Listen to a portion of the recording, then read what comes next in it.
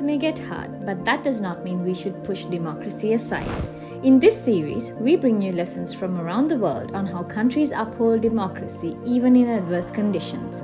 We first take a visit to the sunny land down under, Australia. Let's go back in time to 2020, when amidst the chaos of the COVID-19 pandemic, Queensland's local elections were held in March 2020. Did you know this? Queensland, the second largest state in Australia, pressed forward with its local elections despite the height of the pandemic. But why, you ask? You see, Australia's democracy is a bit different. While the federal government handles national elections, each state manages its own state and local elections. The plans for the local election were set in motion long before the WHO declared COVID-19 a global pandemic. Queensland, known for its vast and sparsely populated landscapes, faced a unique challenge. With the population of 3.3 million eligible voters at the time of these elections, ensuring citizens' voices were heard required a bit of innovation.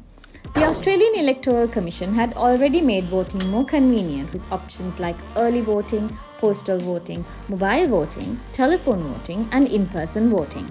But COVID-19, of course, prompted a shift. In the face of the pandemic, early voting and postal voting became more popular, with more citizens opting for these safe alternatives. Compared to 2016, postal voting surged with 470,000 ballots cast, a substantial increase from the 320,000 in 2016. Early voting, which was available from March 16 to the 27th, saw a staggering 1.2 million people exercise their right, compared to 500,000 in the preceding election. For certain citizens, like the physically impaired, those in advanced pregnancy, individuals unable to move, those in quarantine, or those under medical advice to self-isolate, telephone and mobile voting provided a lifeline.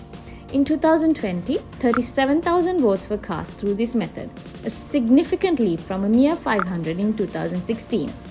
In-person voting, once the primary mode, saw a decline, with approximately 750,000 people casting their votes, down from the 1.6 million in 2016. So, what do these numbers show? It's a clear sign of the adaptability and resilience of Queensland citizens who did not let the pandemic stop them from exercising their fundamental right to vote. This does not mean the necessary precautions were not taken during the election process. To create a safe environment on election day, Queensland's Electoral Commission took a lot of safety measures. They distributed health guidelines, provided hand sanitizers, disinfected surfaces regularly, enforced social distancing, and employed extra staff for security and elderly assistance. Voting tables and booths were strategically placed for maximum safety, making every effort to protect voters and polling officials. The count was no ordinary task either. Party monitors, usually present in numbers, were limited to one per candidate due to the pandemic. And here comes the technological challenge: managing automated data.